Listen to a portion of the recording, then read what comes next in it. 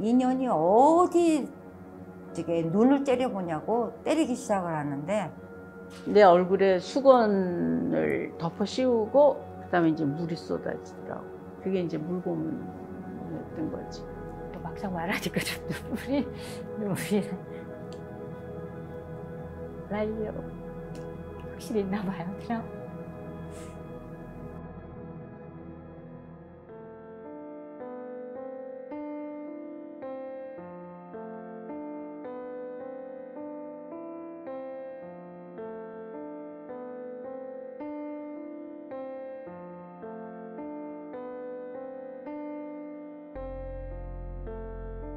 다방 커피보다 좀 비싼 게 430원이었어요. 그런데 공장 여공 일당이 430원이었어요. 430원이니까 이게 이해가 안 되는 거예요, 제가. 선생님이 말씀하셨던 기억이 나더라고요. 초가상간이라도 자기 집이 있는 사람은 출발선이 다르다라는 거예요. 사회적인 불평등이 이미 타고난다라는 말씀을 하신 거예요. 저희 친구 오빠가 야학을 했었어요. 그래가지고 이제 탁 빨려들었죠. 반독재 민주화 투쟁에도 합법 조직이라는 게 있을 수가 없었어요. 프레카드를 타도하자 박정희, 그때 삐라를 제가 몇천 장, 그거 자체가 지각 변동이었어요. 말할 수 없는. 거기가 다 중심가였으니까. 수사기관에서는 이게 아마 조직 사건일 거다. 80년 5월 광주 항쟁 이후에 대학생들 같은 경우에는 민주화운동을 열심히 해야 된다 이런 생각이 강했고, 가장 그 반독재 투쟁 상황에서 피해를 보고 있는 분들은 그 당시에는 노동자, 농민, 기층 민중들이라고 생각을 했어요. 뭐 자연스럽게 노동운동으로 이제 이전을 한 거죠. 학생운동 하다가 방민방적이라고 그때 영등포에 있었어요. 중졸 학생들만 뽑았거든요. 위장 취업을 할 수밖에 없었죠. 그 고등학교를 가고 싶은데 어려서 못 가는 사람들이 있잖아요. 너가 돈도 벌면서 학교도 다닐 수 있다. 그런 걸로 어려운 환경에 있는 여성 노동자들을 많이 데리고 왔죠. 그런데 그때만 해도 그냥 법은 법이었을 뿐이에요. 학생들이 이제 그 노동자들이 전혀 몰랐죠. 또 나이 어린 여성 노동자들이니까 뭐 잔업수당, 야근수당 이런 게 제대로 안 된 부분들이 있었어요. 그래서 근로기준법 보면서 뭐 이런 것도 공부하고 그랬었죠. 남노련의 안가가 있었어요. 편하게 모여서 회의도 하고 뭐 그런 안가가 있었는데, 외출했다가 돌아와서 문을 딱 여는데 형사 대여섯 명이 우르르 달려오더라고요. 이미 이제 거기 지키고 있었던 거죠. 제 코트를 벗겨가지고 이제 씌우고 이제 어디를 가는지 안 알려줘야 되니까 너 하나쯤은 지도새도 모르게 죽여도 괜찮고 이런 이야기들, 협박들 당하면서 갔었죠. 80년에 광주에서 무슨 일이 일어나는지 알고 있었거든요. 김태용 선배가 그 당시 그 기자협회장이었는데 지명수배 당해갖고 그 텔레비에서 얼굴이 계속 나오고 있던 시절이었어요. 근데 바로 그 김태용 선배한테 전화가 왔어. 숨을 곳을 알선해달라는 친구의 화실에 숨겼죠. 17일 새벽에 그 기관원들하고 같이 저희 집에 들이닥쳤어요. 검은 안대를 이렇게 가리우고 그 차에 태우고 이렇게 데려가더라고요.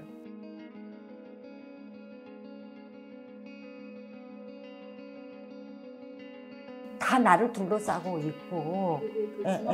예. 그러니까 이제 이렇게 돌아봤어요. 그 사람이 이근환이었어요. 인연이 어디 저게 눈을 째려보냐고 때리기 시작을 하는데, 손이 정말 뭐 소뚜껑이라고 표현하더라고요. 그러면서 팍 때리기 시작을 하더라고요. 그러니까 이제 그 의자에서 나동그라졌죠. 그러니까 막 뭐라고 욕을 하고 뭐 막 사정없이 때리더라고요. 그 공포는 말로 표현을 못해요. 권총을 꺼내더니 너 같은 애는 이걸로 그 휴전선 근처 가가지고 그냥 쏘아 죽이, 그대로 말해서 쏘아 죽이고 월북했다 그러면 끝난다고 그러더라고요. 결국에는 쓰러졌어요. 그랬더니 얘네들이 경찰병원을 데리고 가더라고요. 37kg인가 38kg더라고요. 9kg, 10kg가 3주 동안에. 맞아요. 근데 이제 화장실을 탁 들어갔더니 여기서 이제 도저히 못 견뎌가지고 저 창문으로 뛰어내릴 수가 있을 것 같더라고요. 욕조에서 이 창문 높이까지를 내가 이렇게 올라갈 수가 없는 높이인 거예요. 호주머니에 보니까 그 시계 줄이 있는 거예요. 그래서 시계 줄로 여기를 긁는데 그게 날카롭지가 않잖아요. 날카롭지가 않지. 그거 그 쇠로 된 이 고리 안 끊기더라고요. 아무 생각 없이 아저씨 이름이 뭐예요? 그랬더니 갑자기 표정이 바뀌면서 왜 나중에 네 세상 만나면 찾아가지고 이렇게 잡아가지고 죽이려고 그러는 거예요. 뒷목을 잡고 그 욕조에 그 물 거기에 이렇게 뒷목을 잡고 거기에 처박았다가 꺼냈다가 이재문이 죽은 방으로 가자고. 진짜 그 방에 가니까 방이 더 크고 30, 40대 되는 남자들이 한 7, 8명이 그 칠성판을 가운데 두고 몽둥이를 들고 이렇게 쫙 둘러서 있더라고. 올라가서 본능적으로 내가 엎드렸어. 그랬더니 돌아 누우래. 그래서 돌아 누웠더니 그 칠성판에 이렇게 안전벨트 같은 버클들이 쫙 주르륵 매달려 있는데 그걸 쫙 채우더라고. 그러더니 그 육중한 남자가 올라타. 그 육중한 남자가 이근한이었던 거지. 그러더니 내 얼굴에 수건을 덮어 씌우고 그다음에 이제 물이 쏟아지더라고. 그게 이제 물고문이었던 거지. 그거는 뭐 못 당하겠더라고. 담요를 달라고 그래갖고 몇 겹을 썼는데도 막 춥더라고. 덜덜 떨리고 막 이러는데 사람들이 이렇게 오더니 얘 왜 이래? 얘 전기했어? 그러는 거야. 탁자 위에 그 컵에 고춧가루가 담긴 물컵이 있더라고. 다음엔 저건가? 이제 그러니까 겁이 나는 거지. 거기서 사실 공포스러운 거는 그 다음에 어떤 일이 벌어질지 모른다는 거지. 최대한 조직을 보호해야 되니까 어디까지 말할 수 있는지를 파악하는 시간이 필요하잖아요. 그러니까 좀 막고 그러고도 안 하면 이제 물고문을 하는 건데 이제 물을 몇 번 먹었죠. 지금도 기억나는 건 변기와 화장실이 있잖아요. 그래서 나중에 끝나고 이제 용변을 보는데 그 욕조가 보이니까 욕조에 떠 있는 이제 제 머리카락이 있더라고요. 그건 아직도 안 잊혀지는데 또 막상 말하니까 좀 눈물이 날려. 확실히 있나 봐요, 드라마. 그러니까 그때도 이 이야기를 하면은 확실히 힘든 게 있는 것 같긴 해요.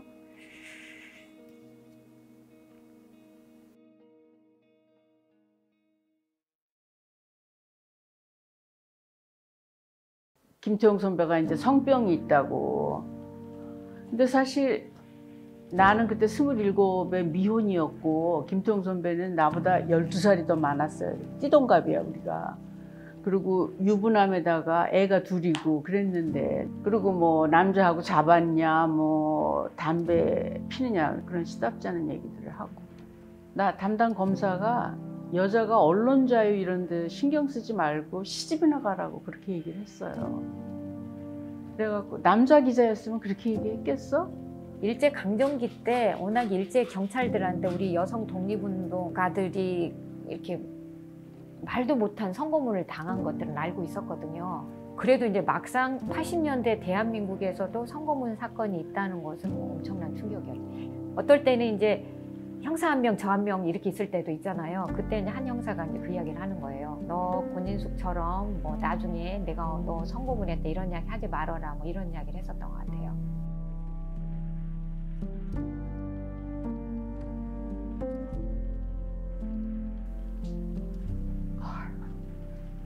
창문을 내다보니까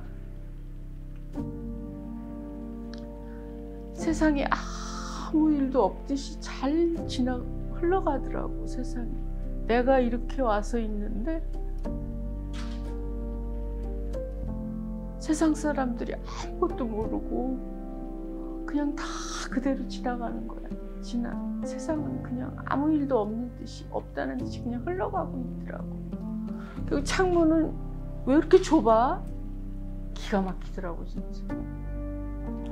이렇게 비스듬히 이렇게 가는데 지금도 기억나요. 지금도 그 태계로의 대한극장이라고 있어요. 근데 이렇게 보는데 남가요를 하더라고요.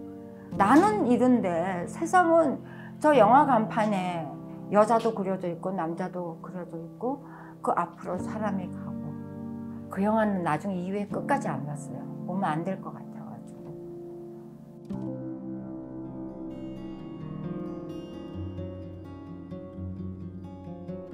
그때 내가 아마 어느 대학 출신이라는 게 알려졌었나 봐요. 수사관들이 다 집에 가고 없을 때 헌병들 있잖아요. 거기 지키는 사람들이. 자기가 대학 후배라면서 와갖고 자기가 만든 노래라고 그러든가 뭐 그러면서 노래를 불러주기도 하고 그다음에 또 아이스크림도 사다가 주기도 하고 그랬어요. 물고문 당하고 점심때인가는 그 변기에다 다 토했는데 무슨 검붉은 게 나왔어. 근데 얘네들이 그걸 보고서 핀 줄 알고 깜짝 놀란 거야. 수도육군병원인가 거기서 의사를 수소문을 해갖고 의사를 불러왔네. 어느 순간인가 다 나가고 의사하고 나하고 둘만 남아 있었어. 그랬더니 그 의사가 내 손을 꼭 잡아주더라고. 운동권 학생인 줄 알았나 봐. 이 사람이 나를 지지해 주는구나 이런 거를 느꼈지. 아마 제가 거의 한 20 며칠 있다가 이제 구치소 가는 것 같은데 구치소 갈 때 너무 좋았죠. 그때만 해도 이제 잡혀온 여성들이 많았기 때문에 각 방에 다 이렇게 운동하다 잡혀온 학생들이 쭉 있었거든요. 그게 엄청나게 서로에게 도움이 돼요. 재래식 화장실에 들어가서 밤이 되면은 서로 이제 대화를 할 수 있어요. 정말 냄새 지독한데 거기 나와서 거의 밤마다 서로 이야기를 했죠. 그게 이제 서로 지지가 되니까. 그렇기 때문에 일단은 이제 구치소에 오면은 서로 위로를 해주죠. 오면은 다 겪어봤으니까 정말 아프게 자기가 너무나 많은 동료를 불고 그런 사람들도 처음에 말 못해도 결국 이야기를 하면 그게 이제 치유가 되는 거거든요. 그러면 서로 격려해주고 다 고문을 받아봤으니까 고문 앞에 장사가 어디냐, 어떻게 안 볼 수 있느냐, 누구나 할 수 있는 과정이다. 뭐 이런 게 서로 굉장히 지지가 되죠.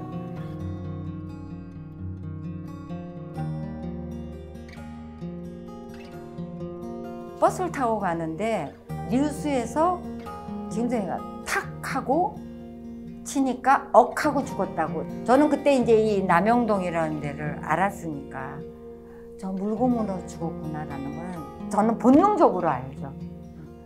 저는 이제 첫날만 약간 맞고 물 몇 번 먹고 그 다음부터는 완전히 달라졌었어요. 그러니까 이제 박종철 열사 돌아가신 걸 알고 남영동에서 비상에 걸려서 이제 더 이상 고문을 못 하겠던 것 같아요. 그러니까 이제 용산서에 가서 학생이 한 명이 죽었다는 이야기만 들었어요. 그래서 뭐 제가 용산서 그 유치장에서 노래를 많이 불렀던 기억이 나요. 운동가요를 했던 것 같아요. 나름 애도하는 뭐. 난 지금도 눈물이.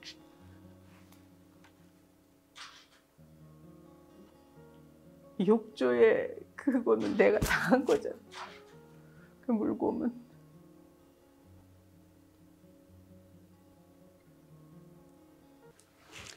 내가 1980년에 박종철이 될 뻔했던 거 아니에요, 사실은.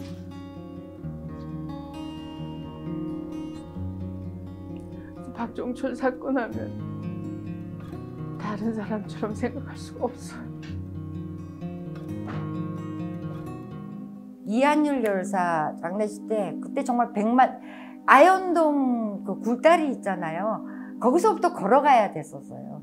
넥타이 부대들 그거 할 때 우리 같은 경우도 뭐 정말 그때는 체류탄 쏠 테니까 눈 밑에 저게 치약 바르고 이제 돌아가면서 면회가 오니까 돌아가면서 상황을 듣는 거예요. 지금 상황이 밖에 어땠다 해서 뭐 100만 명 모였댄다 6월 10일에 막 그런 거 들으면서 근데 정말 놀라웠어요. 상상도 할 수 없었잖아요. 그리고 저희가 운동을 하면서도 죽기 전까지 민주화된 우리 사회를 볼 수 있을까? 사실 저희는 그때는 그런 생각 못 했어요. 그냥 평생 운동하고 고생하다 죽을 줄 알았는데 이렇게 급격하게 우리 사회가 바뀔 줄 몰랐거든요. 근데 듣기만 해도 이제 가슴 떨리고 그랬죠.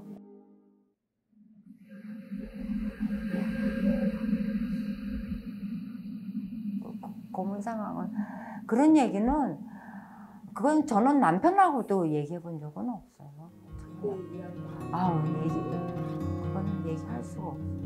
아마 90년대 중반쯤인가 무슨 영화를 봤는데 영화 고문 장면이 갑자기 나오는 거예요. 그러니까 둘 다 허겁지겁 이 끄는 리모컨 찾기가 바쁜 거예요. 이게 두 사람 다 그걸 볼 수가 없어요. 볼 수가 없고. 나는 그 남영동인가 그 정진영 감독인가 그 많은 영화에 내가 인터뷰를 했는데 나 그거 못 봤어요. 보고 싶지도 않아. 아무튼 뭐 고문하거나 뭐 그런 힘든 영화는 보기 힘들어요. 그래서 일부러 피하고 안 보고 그래요.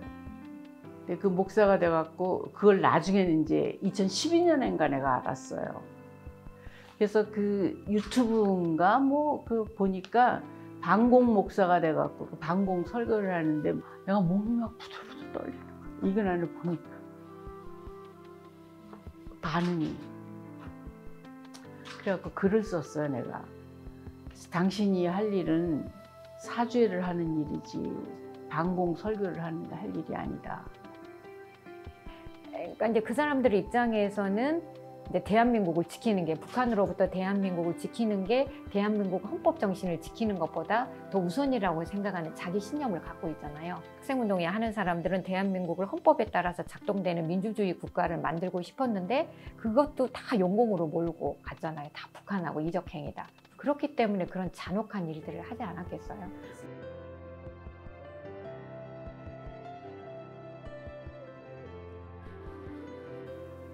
그때로 돌아가면 저는 제 선택에 후회 없습니다. 돌이켜보면 그 시절이 가장 빛났던 순간이에요. 우리 시절은 역으로 자기가 마음 먹고 그게 뭐 운동이든 그런 선택을 할 수 있는 여백이 참 많았다라는 거예요. 나는 내가 하고자 하는 일을 내 스스로 찾아서 나는 했다. 했기 때문에 그게 가장 빛났던 순간이고 그 진실 규명이 굉장히 중요하다고 생각하는데 국민들의 안위가 중요하고 시민들의 인권과 자유가 중요하고 그걸 반영하고 있는 헌법이 우선이 돼야 되는데 그래서 이게 이제 자리를 잡아가야 되는데 그러기 위해서라도 정확하게 진실은 규명이 돼야 되고 진실을 규명하자는 건 니들은 다 잘못했어 꼭 이런 게 아니라 어떻든 그들도 작동되는 논리가 있었으니까 그게 다 드러나면 그다음에 이제 현재 우리를 위해서 아무튼 벌할 건 벌을 하고 화해할 건 화해하고